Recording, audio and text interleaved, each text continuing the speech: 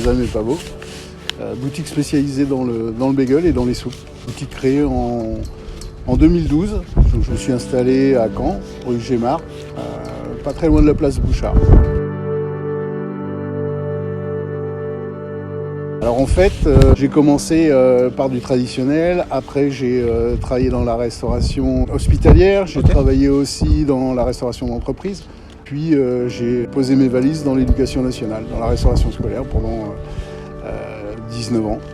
Et puis un jour, je me suis réveillé en me disant que je voulais changer de vie, je voulais me mettre à mon compte. Et alors c'est vrai que c'est un peu atypique parce qu'à 40 ans, quitter la fonction publique, une place sûre et dire on se lance, donc ça n'a pas été simple.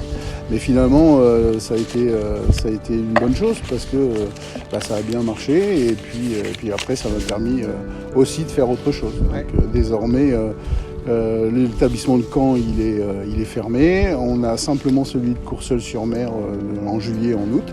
Et maintenant, je travaille pour la société Rational. Et puis, je suis aussi formateur de cuisine pour le Greta. Donc, j'interviens dans différentes villes, Bayeux, Caen, Avranches, Falaise, voilà. Et j'ai différentes missions tout au long de l'année. Je suis quelqu'un qui est gourmand, j'aime manger. Et puis, j'avais un grand-père paternel qui cuisinait beaucoup. Un papa qui cuisine beaucoup, c'est lui qui cuisine à la maison. Une grand-mère maternelle qui cuisinait aussi des choses simples mais tellement bonnes. J'ai essayé de reproduire plusieurs fois son hachis parmentier, j'ai jamais réussi.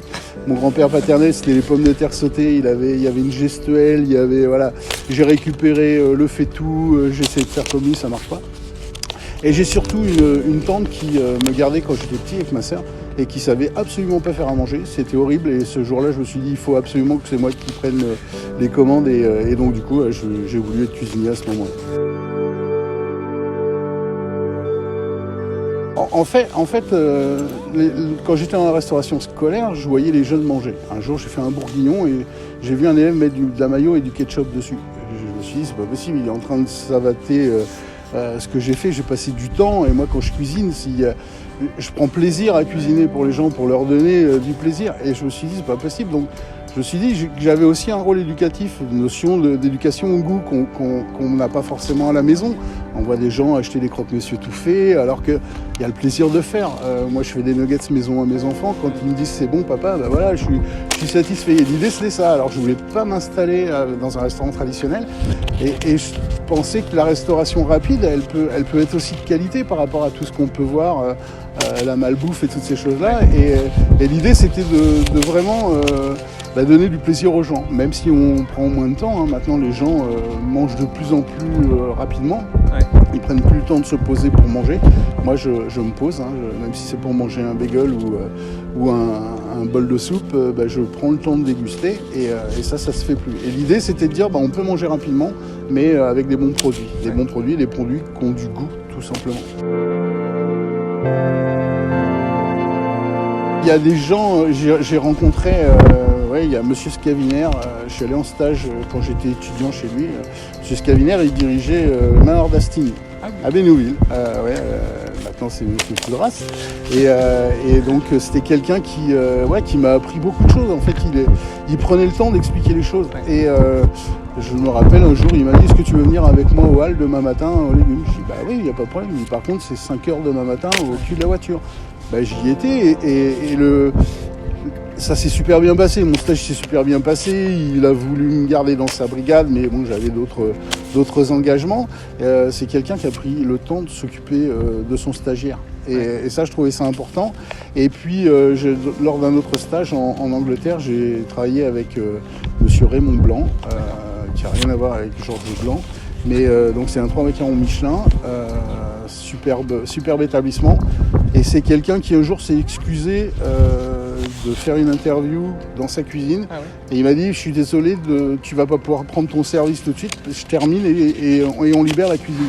Et je me suis dit, mais un si grand monsieur s'excuser devant un stagiaire, j'ai trouvé ça sympathique. Et puis après, je me suis dit, c'est vraiment quelqu'un de bien. Et après, à force de travailler avec lui, j'ai dressé 7 minutes d'une assiette avec lui. Ah ouais. Il m'a tout expliqué et j'en garde un souvenir impérissable. Franchement, c'était un super bon moment. Et je me suis dit, c'est quelqu'un qui a autre chose à faire. Et ben là, non, il a pris le temps de s'occuper de son stagiaire. Et pourtant, des stagiaires, il envoyait passer.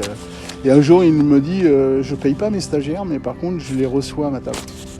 Donc on a été convoqués à 11h30 pour aller prendre l'apéritif dans le salon. Et on a vraiment été reçus comme des vrais clients. Franchement, c'était sympa et je garde un vraiment très bon souvenir de ce passage-là. Puis ça, c'est ça. Goût d'épices, en fait, j'avais entendu parler de Goût d'épices au tout début où j'ai ouvert. Quand j'ai ouvert en 2012, Jean-Charles venait de démarrer, pas très longtemps avant. Le courant, il est passé très rapidement avec Jean-Charles. Et moi, je marche aussi beaucoup à l'affect. Et donc, avec Jean-Charles, le courant est très bien passé. On a goûté les produits. Il faisait comme ça à chaque fois. Même parfois, je lui disais j'ai besoin de rien. Et là, il rigolait. Il sortait 2 petites fioles de sa poche. On goûtait les produits et finalement, j'achetais les produits. Le jeudi, quand c'était la livraison, j'étais comme un gamin devant un cadeau de Noël parce que j'étais content de découvrir mes produits. Et, alors, l'avantage, c'est qu'il connaît très bien ses produits et il sait s'adapter. Quand il pose des questions à son client, il cerne aussitôt le client et du coup, il va proposer que des produits dont il sait que son client va adorer. Et c'est ça qui est sympa. Des fois, on demande des choses à des commerciaux, ils ne savent pas vous répondre. Là, on a un vrai discours de chef à chef, parce que pour moi, c'est un chef, c'est le chef des épices. Et c'est vrai que les produits sont de qualité. Ça a du goût, ça a une belle couleur. On ne peut faire que de travailler avec Goût d'épices. L'endroit où je travaille, c'est ouvert, donc du coup, les clients nous voient travailler. Déjà, donc ça prouve, et ils peuvent vérifier qu'on ne triche pas avec ce qu'on leur propose. Les produits Goût d'épices, ils sont mis en avant sur le petit plan de travail. Donc ça, c'est bien. Et puis on en parle souvent. Et puis on explique aux gens. On est sur la soupe, par exemple, aujourd'hui c'est une crème de chou-fleur au curry à l'ancienne. On leur ouvre la boîte, on leur fait sentir, voilà, et on échange. Il y a un échange. La cuisine, c'est ça, à mon sens, une notion de plaisir, d'échange, de convivialité. S'il n'y a pas ces éléments-là, la cuisine, ça ne peut pas marcher. En tout cas, c'est comme ça que je conçois mon travail. S'il n'y a pas de plaisir, ça ne peut pas fonctionner.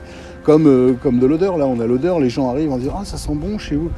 Je vois, moi, quand je cuisine avec mes élèves, ils le savent maintenant, parce qu'une cuisine où il n'y a pas d'odeur, pour moi, c'est pas une cuisine. Donc, très rapidement, ils vont ciseler une échalote, ils vont la faire fondre dans du beurre, et rapidement, on a une odeur d'échalote dans la cuisine, et voilà, ça suffit amplement.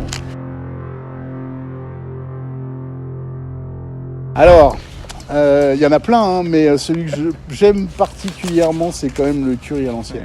Ouais, c'est un superbe produit. J'en mets dans mes cream cheese, donc je faisais un jour un bagel avec une tapenade de poivron et un cream cheese au curry.